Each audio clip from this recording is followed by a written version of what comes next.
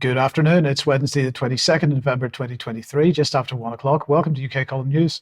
I'm your host, Mike Robinson. Joining me by video link, we've got Charles Malet and Debi Evans. So welcome both.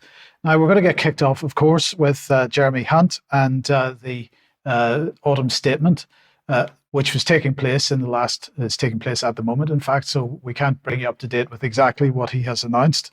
As if most people will be worried about that anyway. But yesterday he pushed out a little bit of video that I'm going to apologize in advance for showing, but I just wanted to play this and we'll talk about it afterwards. Just have a listen. Inflation has halved, the economy has turned a corner, which is why tomorrow will be an autumn statement for growth. Here's why. The UK economy has access to unrivaled levels of diverse talent, as well as the quality of the education system. The new industries of this century, and everything from life sciences and cell therapy and gene therapy to gaming, AI, and so much around the innovation economy. The UK is basically the Silicon Valley of Europe.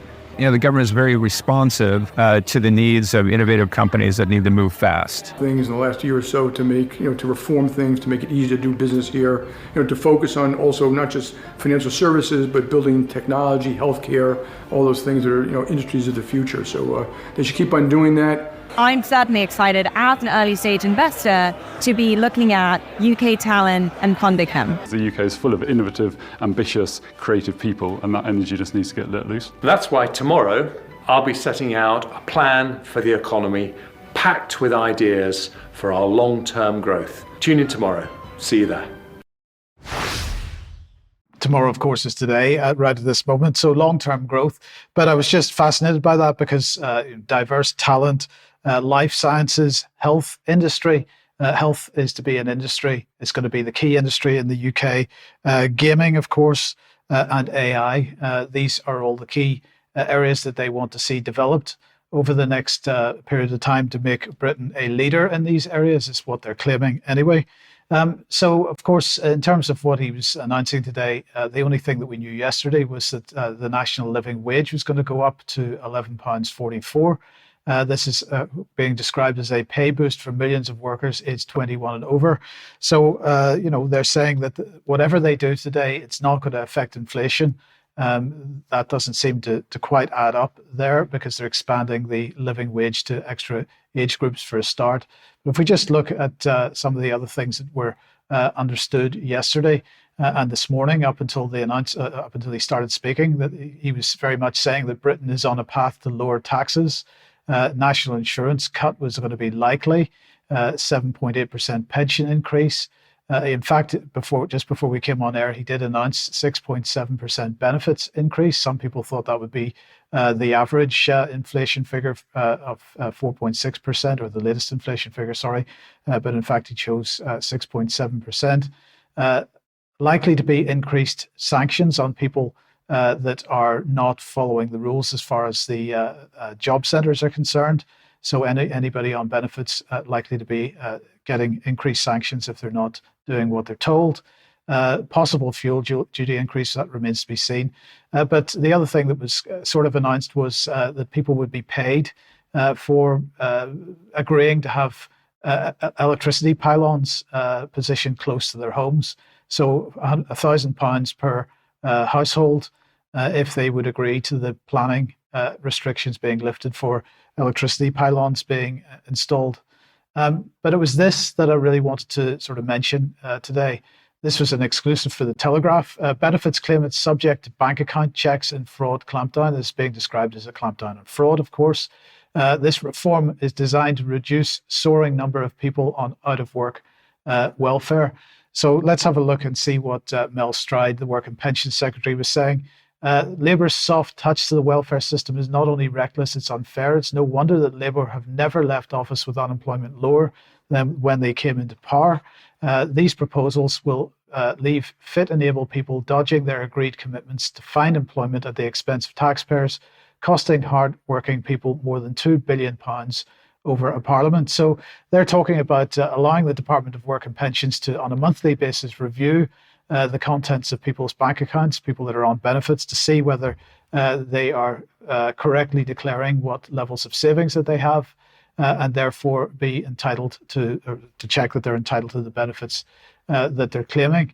But of course, we should keep in mind what this is about. This is about the fact that an increasing number of people are what is described as either as economically inactive, mostly because of health-related issues. And so while they're trying to claim that this is about getting benefits cheats off the system, I suspect that what's really of concern at the moment for the UK government is the number of people that are applying for additional support because of health-related issues. So if we just have a look at this from the House of Commons Library, how is health affecting economic inactivity?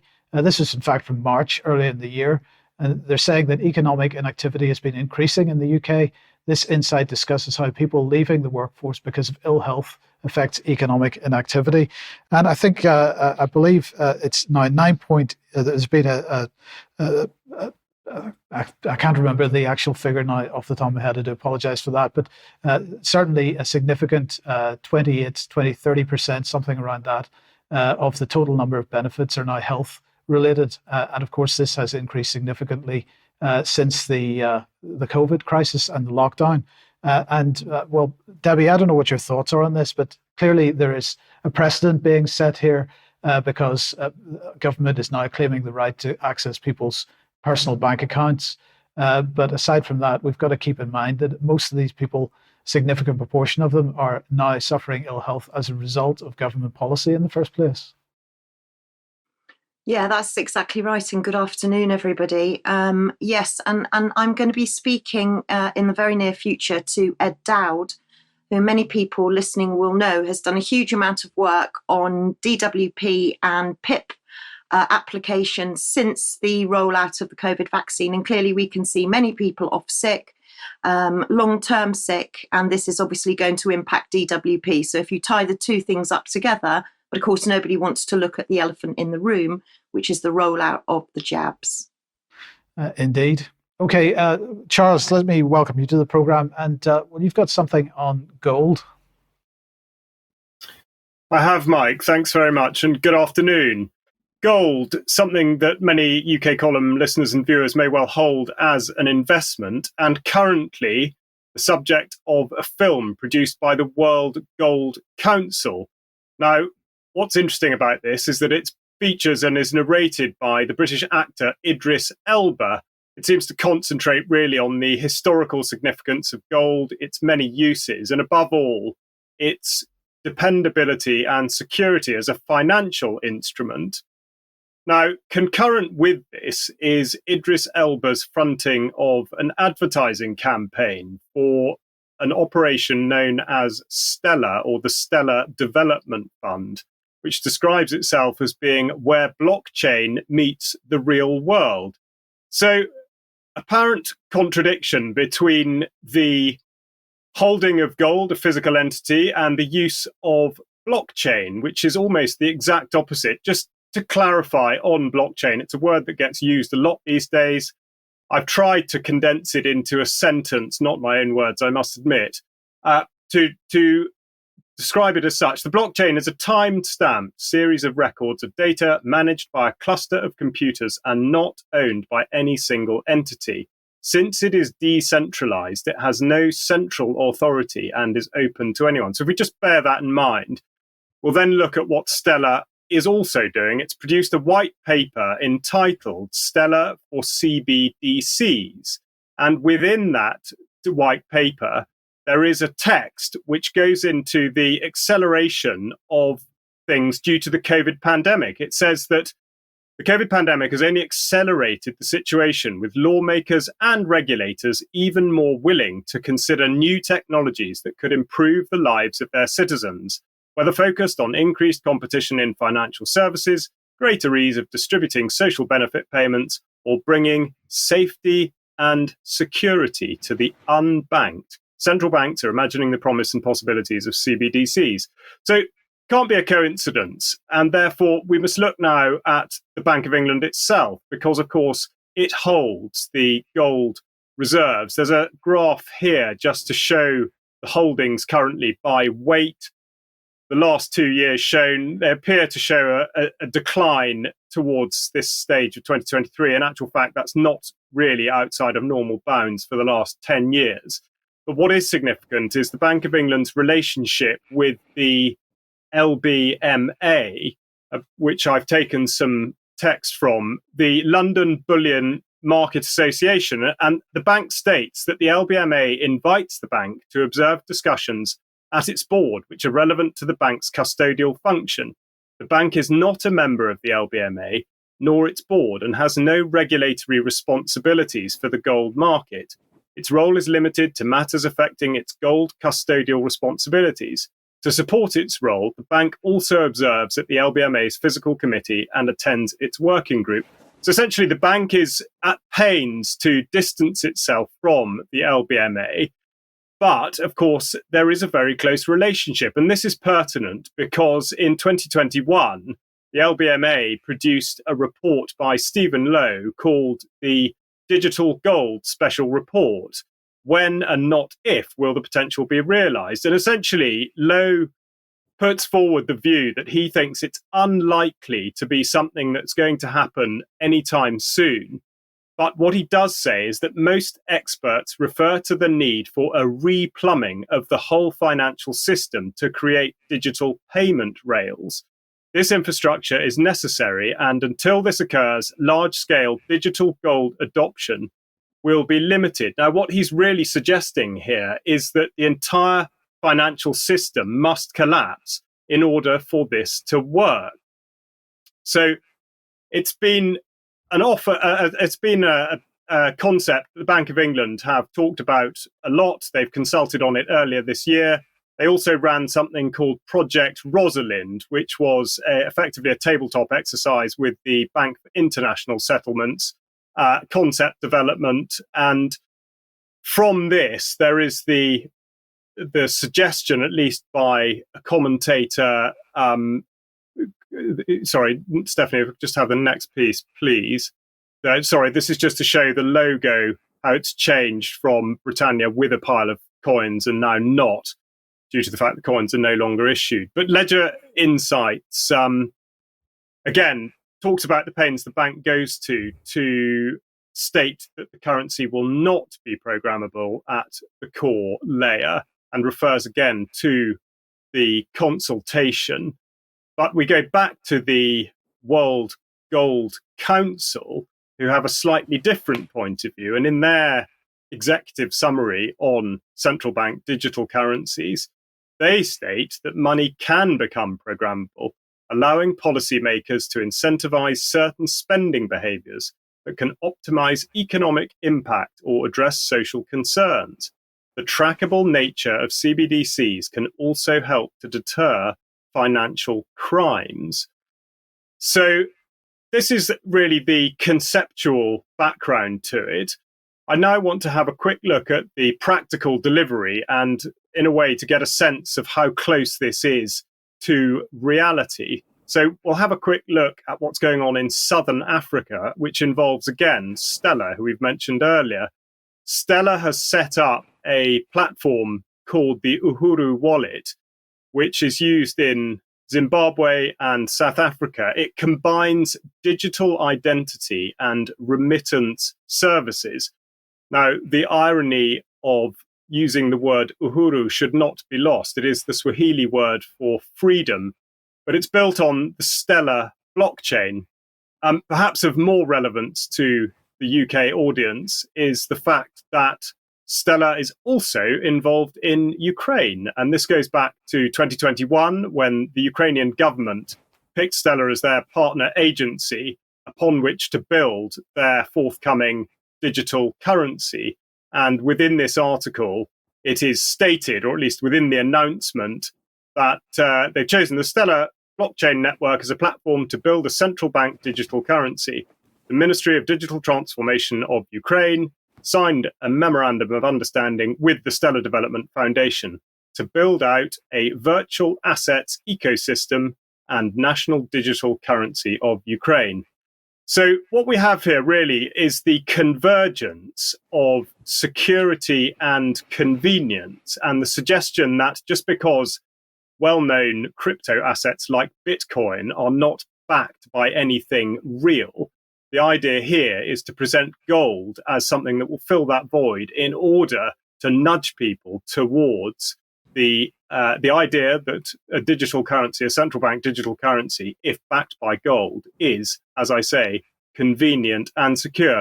Of course, the thing that merits further research is what this may do to the value of gold that is held by individual investors and how the future might be shaped by this.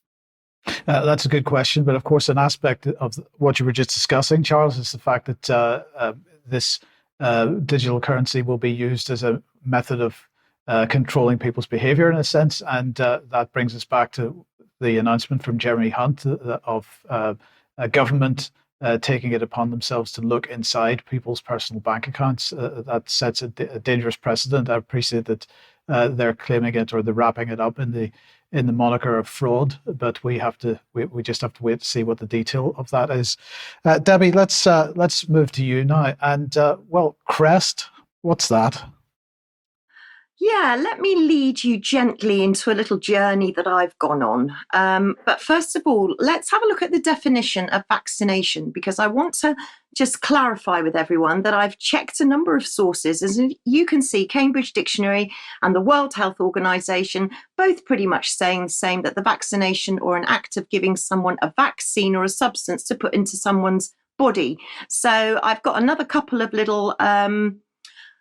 if you go to the next slide, there you go. You've got Merriam-Webster and CDC giving you a definition of the same term. But then I found an academic paper which rung a few alarm bells in my head.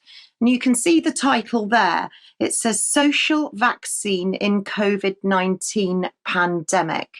And it talks very much about vaccinating the population against environmental factors, such as perhaps misinformation. So I decided to go a little bit deeper. Now, do you remember, I've been talking before about Professor Sander van der Linden. It's a bit of a mouthful, but Professor Sander van der Linden is a behavioural psychologist and he runs the Cambridge Behavioural Lab. Now, for anybody that doesn't remember him, if you go back to UK Column News, I covered Professor Sander van der Linden in depth. So UK Column News, 11th of May, 2022. Please go and have a look at that and then you can find out exactly who he is. But he's been busy because he's been writing another book. And the book is called Foolproof: Why Misinformation Infects Our Minds. Can you see where this is going? Infects our minds and how to build immunity. And he's had a few reviews for the book. So let's look at one of the reviews, because I'm sure that you'll recognize the face of Mariana Spring. A little bit about Sander van der Linden up there, just to say that he's an advisor to the government and that he's a professor. And then you've got the editorial review from Mariana saying an insightful and forensic examination of why our brains entertain disinformation and the remedies that can protect us all from its real world harm. For everyone who messages me asking how they can speak to someone who has fallen victim to online conspiracies, this is the book for you. Let's just remind ourselves, Mariana Spring, who couldn't quite verify her own CV.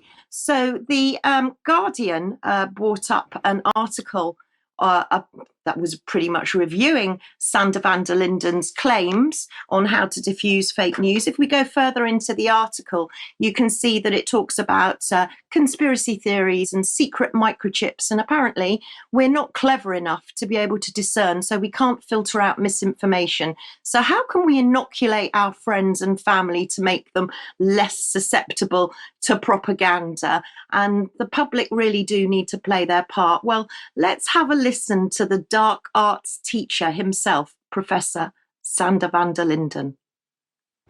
So to translate our theoretical findings into real-world interventions, such as the games that we've developed, we've teamed up with organizations, governments, and social media companies around the world. An example of which is Go Viral, our intervention that helps people spot fake news about COVID-19, which we developed together with the Cabinet Office here in the United Kingdom and with assistance from the World Health Organization and the United Nations Verified campaign, who together helped identify audiences that are vulnerable to fake news about COVID-19 so that we can actually get this intervention out to those who need it the most. We teamed up with a gaming company, and we created a game called Bad News. It simulates a social media feed, and it gives users a taste of what it's like to spread misinformation by engaging with weakened doses of the techniques that are used to deceive people. And these techniques include things like polarization and conspiracy theories and impersonating other people online, like fake experts. And what we found in our research is that when people go through our interventions, they become better at spotting fake news, they become more confident in their own ability to discern fact from fiction, and they report to share less fake news with people in their network. With any vaccine, it wears off over time. So when we follow up with people month after month, week after week, what we find is that we can maintain a certain level of immunity if people get regular booster shots. The ultimate benefit of the metaphor lies in herd immunity. What we want to do is have enough people vaccinated so that misinformation won't have a chance to spread in online networks. And the way to do that is to actually try to find out what level of vaccination coverage do we need at a psychological level. And we can do that with computer simulations, for example, to try to predict when herd immunity might emerge and what needs to be done in order to achieve that. So when we look to the future of disinformation and fake news, I think the viral analogy is helpful. Just as viruses mutate over time and become more infectious and more harmful, the same is true for disinformation. The techniques are becoming more advanced. The dark arts of manipulation are evolving. So as Cambridge has informally dubbed me the Defense Against the Dark Arts teacher, I can only quote my colleague from Harry Potter, Professor Severus Snape, when he said, "Our defenses must therefore be as flexible and inventive as the arts that we seek to undo." Is it not hard for democracy to collapse? All you have to do is nothing.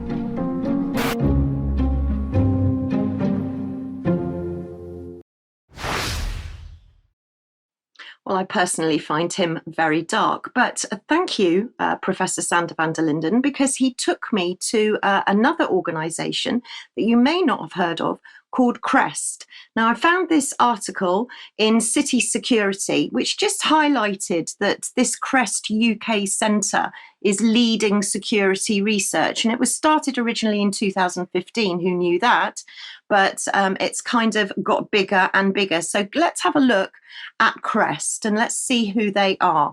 And alarmingly, CREST, the UK hubs for behavioural and social science research into security threats. So who are they funded by? So if we go a little further, we can see that they're funded by the Home Office, the intelligence agencies, universities, overseen by the Economic and Social Research Council. Now that's very interesting, the Economic and Social Research Council, and we'll be doing some more on them later. And what else do we know about them? Well, they also have a little video, and we've got a little snippet. I'm afraid it's a bit of a boring video because there's not very much information about CREST online, but they work with just about every professional and public agency that you can think of. So this is Professor Stacey Conchi, psychologist from Lancaster University, telling you a little bit about CREST.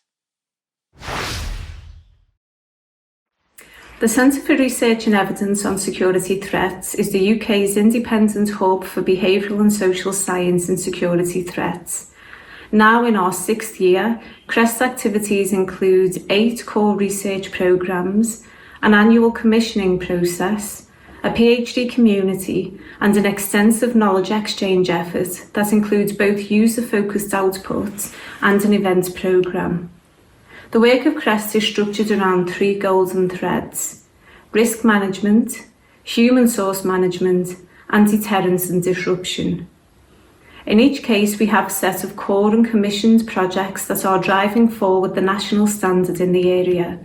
For example, our work on risk management seeks to ensure the UK uses processes that are fair and effective for all. Our work on human source management seeks to advance knowledge of how to operate online and how to ensure cross-cultural effectiveness. We also work closely with those who share our ambitions around the world, including TSAS, and we seek to play our part in growing the international community. We hold an annual conference, regular workshops, and offer training to early career researchers. Our continued efforts to engage stakeholders within the UK and internationally have resulted in many bilateral projects and contributions, and ultimately to a better understanding on both sides of how behavioural and social science can be exploited. CREST was established to act as a hub that brings together and supports a community of behavioural and social scientists in their efforts to contribute to national security. That mission remains true today.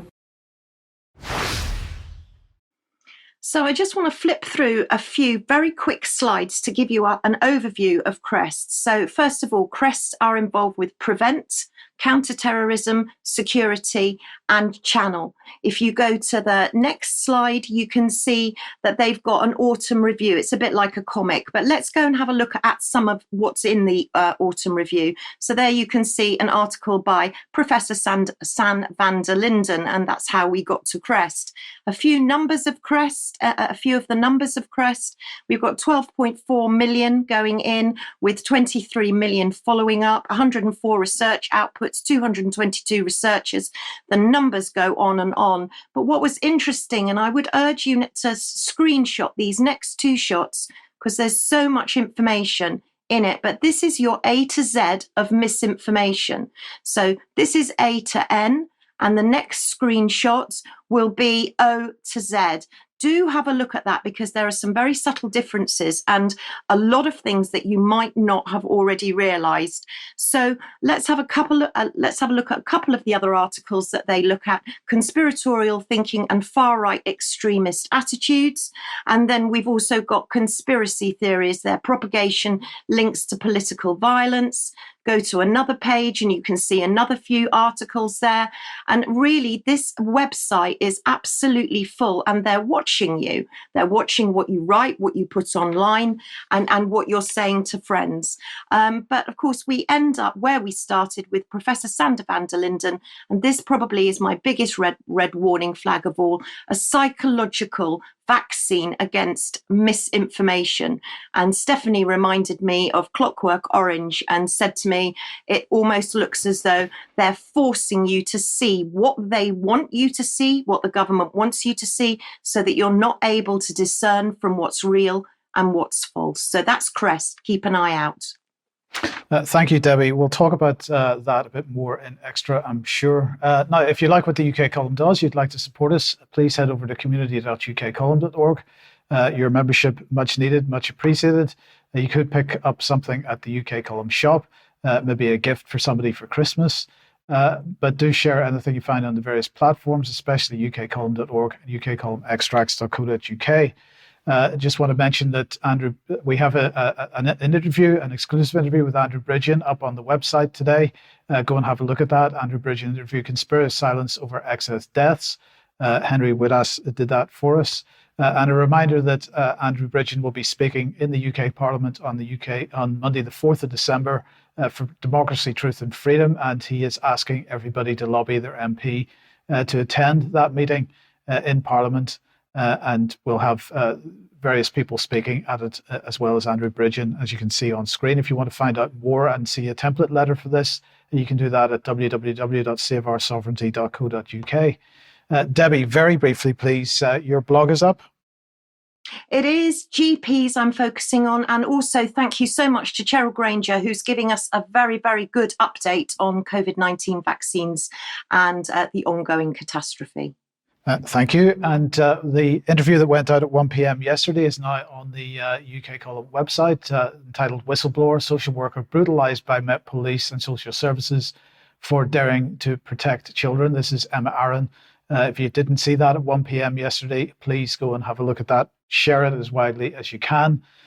Tomorrow, we have an interview with Kenny Zhu, who is talking about the education system in the US, how it became infiltrated or taken over by the woke agenda, and how families are beginning to fight back on that. So watch that at 1 p.m. ukcolumn.org/live. And then a reminder of the first annual David Ray Griffin lecture, Daniela Gatzer talking about the ruthless empire post 9/11. That's on Sunday, December the 3rd. It begins at 6 p.m. UK time, 7 p.m. European time. Get along to that. do watch that again, ukcolumn.org/live. In fact, there's a page for that already set up if you want to share the link. So please share that as well. You'll find that on the front page of the UK Column website. Debi, let's move on to the MHRA board meeting.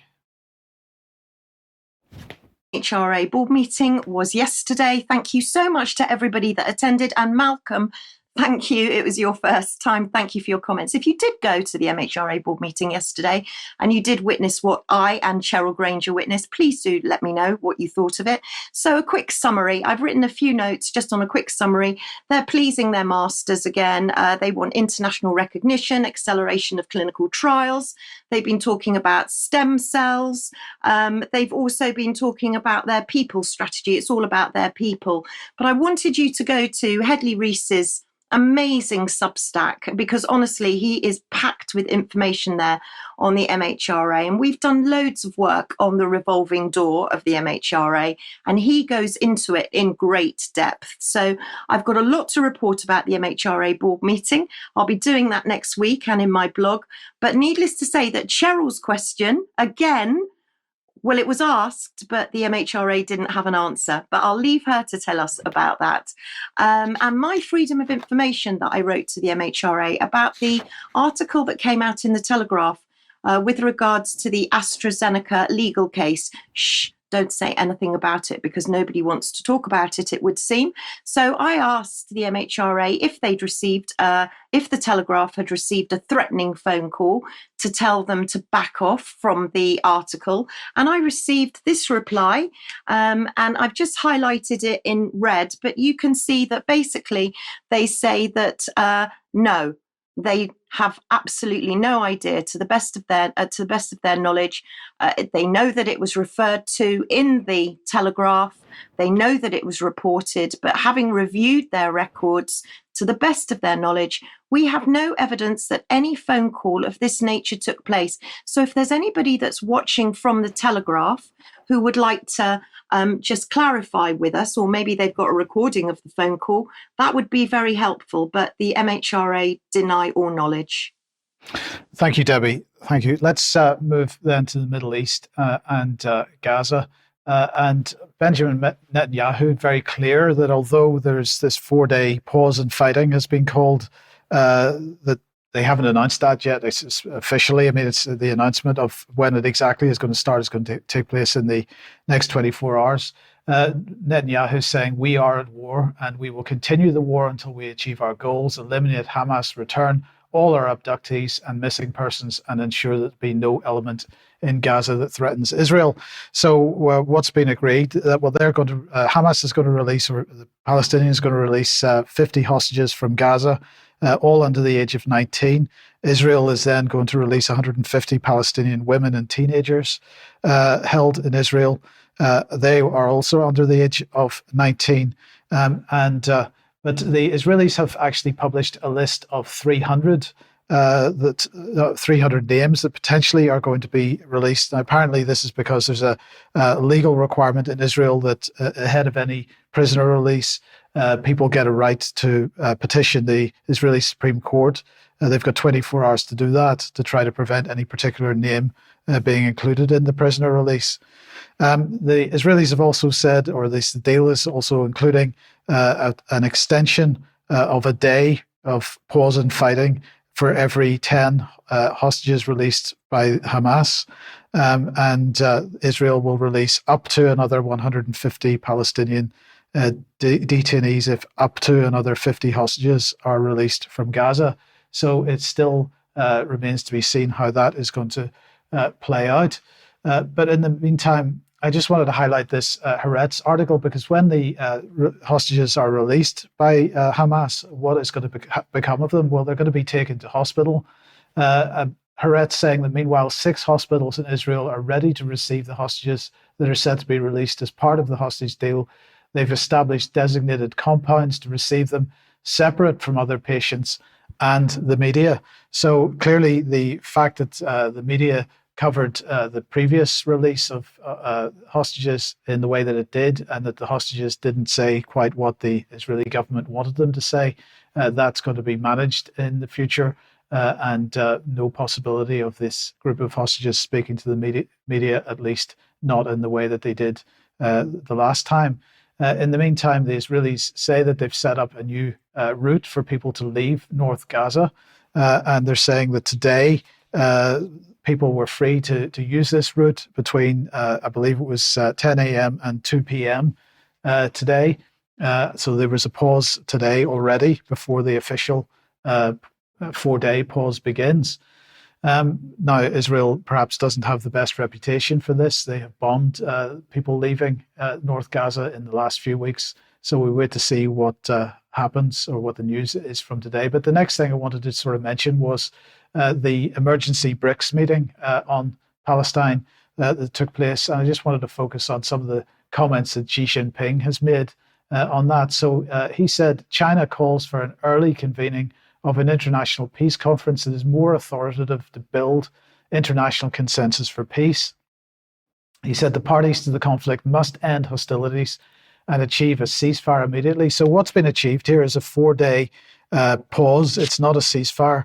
And in fact, in North Gaza, during those 4 days, the air bombardment will only stop between 10 a.m. and 4 p.m. each day. It's below the demarcation line for South Gaza that they're saying that the bombing will stop for the full 4 days and completely. But Xi Jinping calling for an immediate full ceasefire. He's saying that all civilians should be released and that there should be an act to prevent loss of more lives and spare people from more miseries. He said humanitarian corridors must be kept secure and unimpeded, and more humanitarian assistance should be provided to the population of Gaza. And he went on to say that the collective punishment of the people in Gaza in the form of forced transfer or water, electricity and fuel deprivation must stop, and that the international community must act with practical measures to prevent the conflict from spilling over and endangering stability in the Middle East as a whole. So that was the result of the BRICS meeting, the BRICS emergency meeting. And once again, I'm finding it difficult to find anything to complain about, in the words of Xi Jinping there. So that's up to date with that. Charles, let's move on to international human rights. All right, thanks very much. This does follow that section closely, particularly the words coming from the Chinese president. Vanessa has touched on this several times over the last few weeks. And really, I just want to talk about the fundamental principles in terms of international humanitarian law, how it should work, and the reality, what does actually happen. So just to set a bit of context, because of course the narrative now is going so strongly in one direction that we are really only permitted to discuss Israel's inherent right to self-defense against an international adversary. So we'll look back to 2014 and a slide from Human Rights Watch, in which they refer to the ICC, the International Criminal Court, investigation into war crimes and serious crimes against humanity committed in Palestine. So there is precedent, in a sense, for investigations into the activities being conducted in that area. So we'll just use this as a case study to examine the fundamental nature of armed conflict and the application of the law. Now, the international humanitarian law itself, from the 1949 Geneva Conventions, has a specific clause, Article 46, which is the prohibition of reprisals. It states reprisals against the wounded, sick, personnel, buildings, or equipment protected by the convention are prohibited. And in 2016, the ICRC, who manage all of this database, added historical context.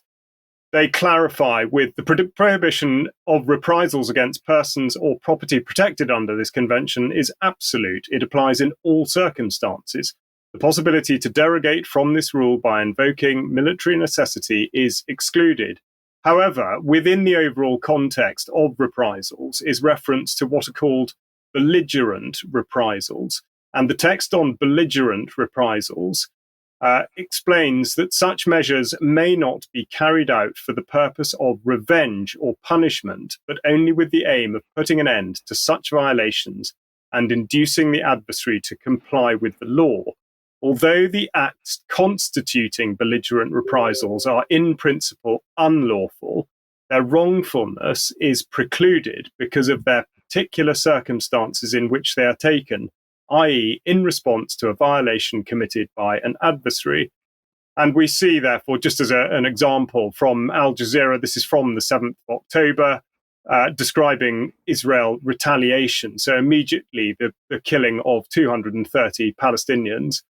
Now to look at the way that this is regarded within the United Kingdom, and the statute book holds the 2001 International Criminal Court Act, the core of which is sections 51 and 52, which deal with war crimes, crimes against humanity, and genocide. And section 52 is of special relevance because it deals with what's described as conduct ancillary to these offences, which means that it's conduct that may be committed outside of the United Kingdom by somebody who is not deemed a British subject, but that is supported by somebody who is either in the United Kingdom or a British subject, which makes this next Guardian headline pertinent, because we see that the Prime Minister, right from the start, has been offering Israel military help if required.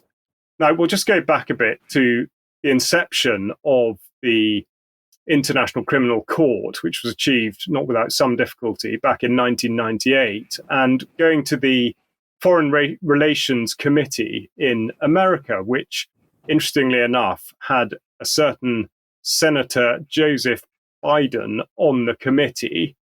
And Stephanie, if you could just go forward a little bit and highlight Joseph Biden's name on the next bit. And then Biden said, in order to express his concerns, just one on, he said, Article 12 of the court statute creates the possibility that non-parties will be subject to the jurisdiction of the court.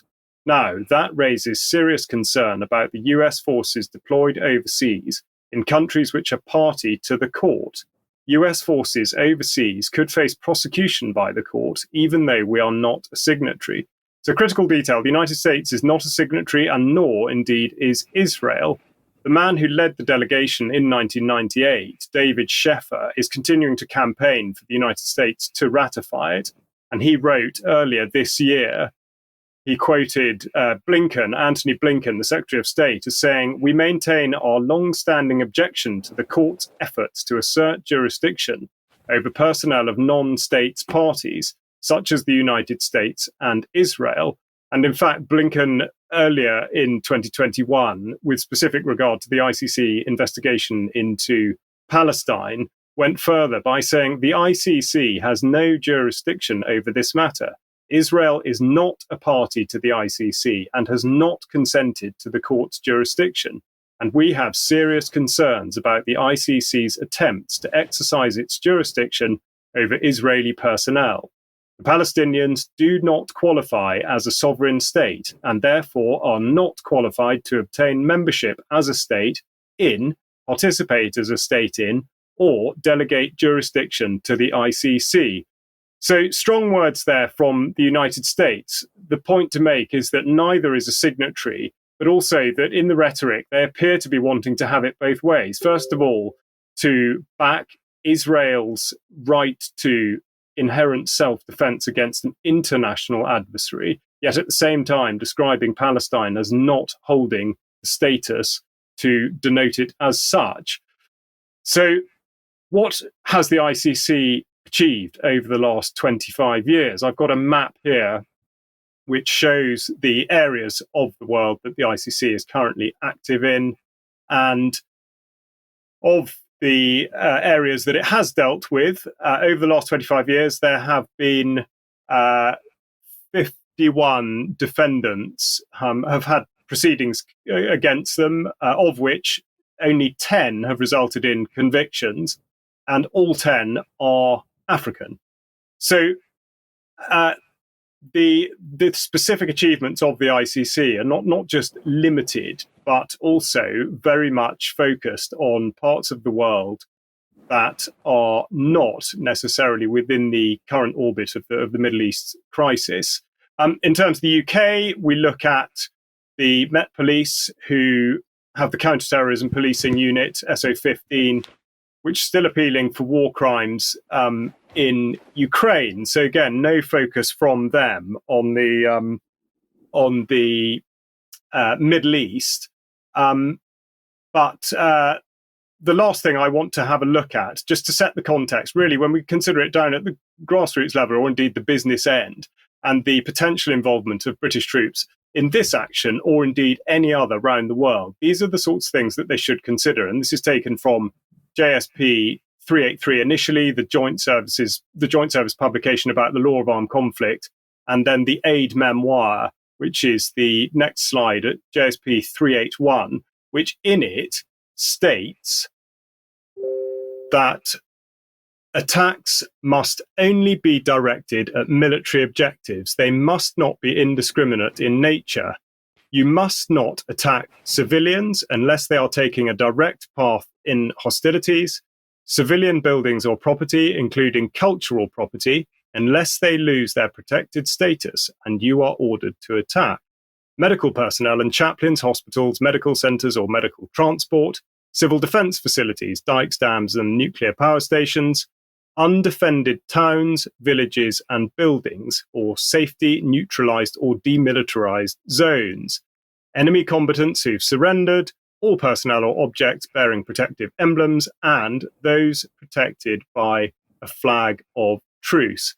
So I'm not in any way trying to point viewers or listeners in one direction or the other, but bearing these things in mind, it is difficult to draw an opinion on exactly what is going on in the wider context, but also how a British soldier or sailor or airman should deal with this situation if confronted with it. Well, the question is there any effort with the UK government to prevent war in any way, shape or form? And sort of just to illustrate that, let's just have a look at this event. This was the Franco-British Council meeting, which took place a couple of days ago. Grant Shapps, the Defence Secretary there, speaking at that event. Now, of course, this comes out of the Lancaster House Treaties, which was a 50-year defence pact that Britain signed with the French in 2010. In fact, that was absolutely the first thing that David Cameron did when he became Prime Minister in 2010, and then followed up by Theresa May's Sandhurst Treaty a few years later. So we'll call this Franco-British defence. And I just want to highlight some of the quotes from Grant Shapps' speech here and give us an idea of what Britain's attitude to the current conflict around the world is. He said, "I think we need to acknowledge that the world is rapidly changing. The threats that we are facing are increasing. Hamas shares an ideology with that of Daesh and Al-Qaeda offshoots that are growing in influence across sub-Saharan Africa, for example.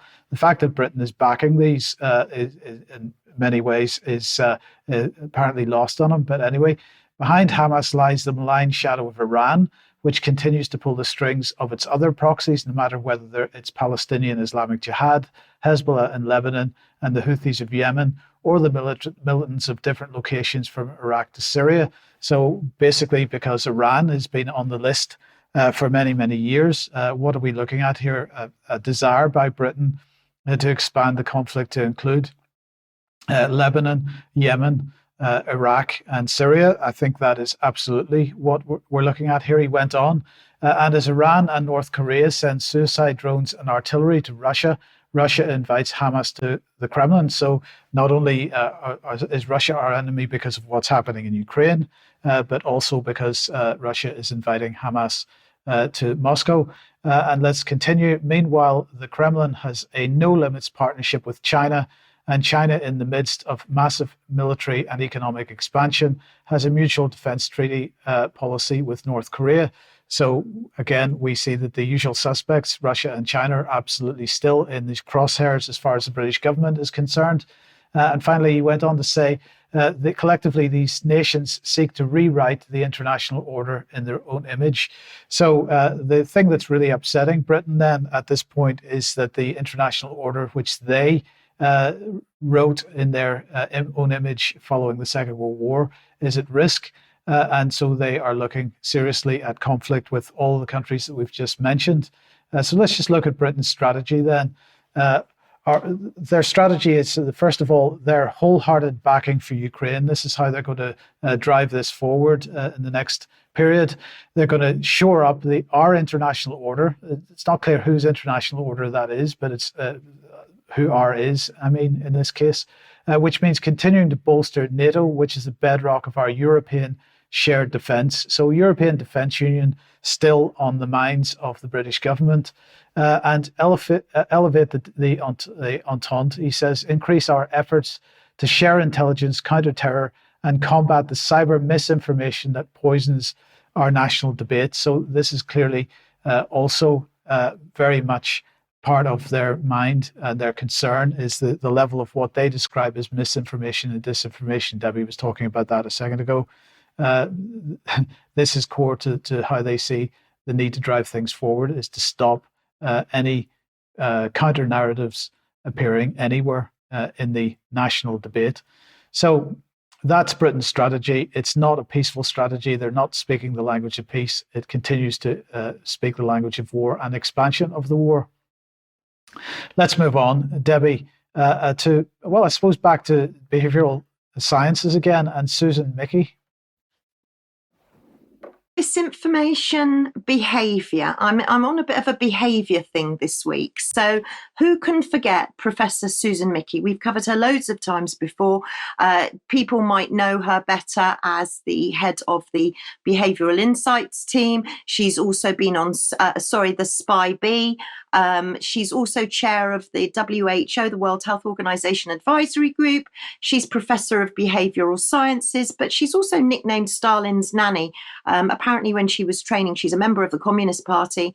And apparently when she was at university, she would smuggle in communist propaganda in her baby's pram. So there's a nice article more about Susan Mickey, but she'll be very happy because she's just had a nice amount of money deposited in the account for UCL for a new behaviour hub.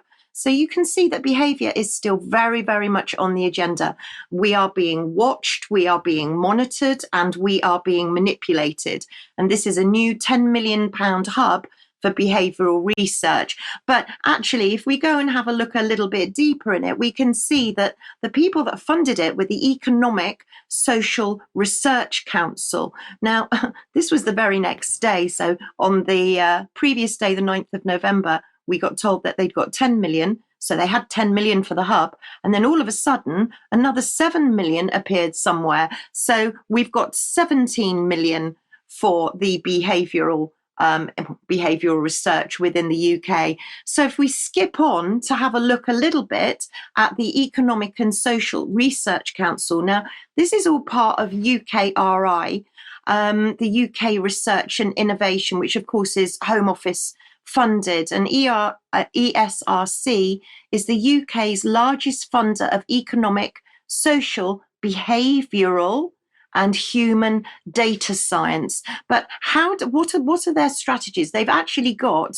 a huge strategic delivery plan. So I've just taken a few sections just to highlight where they're going with this. And you can probably see that it's all about world class. So they're going to be world class people, world class places, world class ideas, world class innovation, world class impacts, and a world class organisation. And there you can see Professor Alice Parks, who heads it. But where do the ERSC differentiate from the UKRI? And interestingly, in their strategy, they have a nice little graph, and you can see where the differences are and their priorities for the ESRC. Sorry, I always get those initials wrong. The Economic Social Research Council. Their priorities are health and social care, security, risk and resilience, digital society, net zero, and climate change. So whilst I was on behaviour, I thought I would just go a little bit deeper, like I do. And I found out that we are to get, I believe, a behavior manifesto. So this is a manifesto for applying behavioral science. And you can see that they want behavioral science to fulfill its true potential. Now, this has been written by Michael Hallsworth.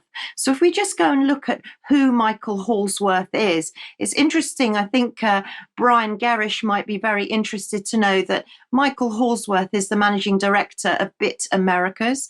He's got a PhD in behavioral economics. He's Imperial in Cambridge, but he also authored Mindspace and the other document that we have featured on the column called EAST, which covers, it stands for Easy, Attractive, Social and Timely. And it's another behavioral strategy framework. But he was also senior policy advisor to the Cabinet Office. And this manifesto has got 10 goals. And I'll just list them very quickly for you. There's 1 to 6 there. So you've got use of behavioral science as a lens, build behavioral science into organizations, see the system, put RCTs into place. Now, RCT stands for randomized controlled trials, replication, variation, and adaptation, beyond lists of biases. And then for the last 4, you've got predict and adjust, be humble, explore and enable, data science for equity, no view from nowhere. So you can see the behavior agenda is very much moving forward, getting bigger and bigger, and we are being watched seemingly and nudged from every direction.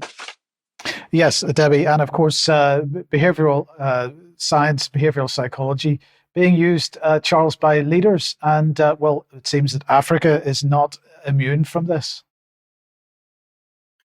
It seems not, Mike. No, Africa, a continent which, rather like Susan Mickey, has had its head turned at times by communism. What I'd like to talk about today briefly is the You Lead Summit 2023, which is taking place as we speak in Nairobi, 20th, 24th of November. And it describes itself as youth empowerment through that great African development catchphrase, capacity building, revitalizing youth voice and agency towards the Africa we want. Now, when we look at the partner organizations, we see that in actual fact, the European Union and the United States are 2 of those partners. So what exactly is this? What is You Lead? What is happening? What auspices does it fall under? And the answer to that is the African Union, which you may or may not know has its own Agenda 2063, the Africa we want. And within 2063, they set out some of the aims and ambitions for the continent of Africa. Aspiration 2 of Agenda 2063, for example, envisions an integrated continent, politically united and based on the ideals of Pan-Africanism and the vision of Africa's Renaissance. And Aspiration 5 envisions an Africa with a strong cultural identity, common heritage, shared values, and ethics. So you might think, given the pushback from Africa on issues such as Ukraine and indeed the global pandemic, that they might be going in a distinctly African direction. However, looking at social media posts from the summit at the moment, we see that in actual fact, it's aligned very much directly with the United Nations Global Sustainable Development Goals. So that's one message which suggests that it's not going to be as distinctly African as we might have imagined. I've also taken an example from one of the participants, Stella Nderitu, who talks about her status as a woman and the transformation of societal norms with a quote from her stating, Stephanie, sorry, can I just go on one, please? She talks about the mindset, perceptions and social norms in society needs to be transformed to ensure young women are included in the political processes, especially in political parties. She talks about the women being marginalized and financing for affirmative action. So right away, we're dealing with the sort of language that has become very familiar in these sorts of forums in other parts of the world. Concurrent with this has been the World Economic Forum concentrating on borderless travel in Africa. They actually have a piece put on the screen here to do with the same in this region that the summit is in at the minute. And what will it mean for Africa's economic growth? They say that in removing visa restrictions and emulating the model of the European Union, the African Union hopes to open a similarly powerful integrated market across the continent. If it can achieve this, it could boost regional income by hundreds of billions of dollars. So what exactly is meant by this? How is it manifesting itself? And indeed, what control does Africa really have over the situation? So we'll look at what the ECA has to say, which is the United Nations Economic Commission for Africa. So again, not really exactly an African entity, but they talk about rethinking informal cross-border trade. And what exactly is it that they think are the priorities? Well, they say that recommendations include transforming trade corridors into smart corridors, establishing information centers, introducing simplified trade regime, deploying ECOWAS, which is the Economic Community of West African States, national biometric identity cards, establishing gender desks at border crossing, and mainstreaming gender into border officials training. So it turns out that in actual fact, the African grasp on the direction of travel is not perhaps as tight as it should be. Another slide from the ECA, just to highlight the point, concentrates on Africa must cash in on digital payments and systems to boost financial inclusion and economic growth. So really, what's coming out of this summit and the backdrop to it being Agenda 2063 is that in actual fact, the strings are being pulled from mostly further afield, away from the continent. And as a reminder of that, considering we were talking about Rwanda on the news last week, albeit for different but of course related reasons, we should look at the poster boy of certainly of the Tony Blair Institute for Global Change, to mention one, Paul Kagame, president of Rwanda, who is very much heralded by the World Economic Forum as being the change agent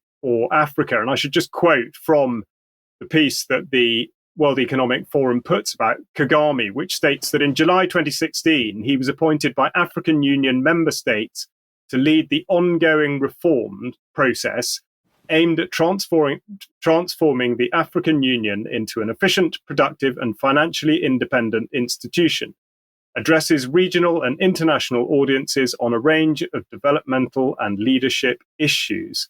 Yes, he certainly does, but not in the same independent way or with the independence of spirit that Agenda 2063 is putting forward that it should do. So really, that's just a short piece to give you an idea of what Africa says is going on, contrary to what it appears is actually going on. Thank you, Charles. Thank you for that. Now, I just want to very quickly end with this. Now, somebody sent me, I think it was Debi, actually sent me a link to this article in Birmingham Live, talking about the fact that the DUWP is about to set an announcement to strict new bank account rules from Wednesday. This is the snooping on people's bank accounts. But the link that Debbie sent me was this one. And as you can see, it's an extremely long link. It contains the URL for the actual page itself. But then there's a question mark and a whole bunch of other information on the end of it. And this is tracking information. Some of it is tracking information for advertisers. Some of it is tracking information for the website itself and so on. But of course, a lot of what goes on in terms of links that are shared on the internet is designed to track how that information gets shared and who the networks are that are sharing particular kinds of information. So we just highlight in yellow there everything that's sort of tracking related information on that URL. I just wanted to make the point that Firefox, the latest version of Firefox, has decided to include a copy without site tracking option if you try to copy the URL of a web page for sharing purposes. And I just wanted to strongly recommend that that is what people should be doing. Let's not give governments the easy and advertisers, in fact, the easy way of tracking how information gets shared across the internet. Remove all that content that is unnecessary from the URL. Firefox is now allowing people to do that as a feature. And if that isn't enough to move you onto Firefox, I think it should be. But anyway, just to let everybody know that that's a new feature as of yesterday, I believe. So that's where we're going to finish today. Thank you very much to everybody that's joined us. Thank you to Charles and Debbie. We'll be back in a couple of minutes for some extra if you're a UK Column member. Don't forget the interview tomorrow, but otherwise, please join us 1 p.m. on Friday for the next UK Column news. See you then. Bye-bye.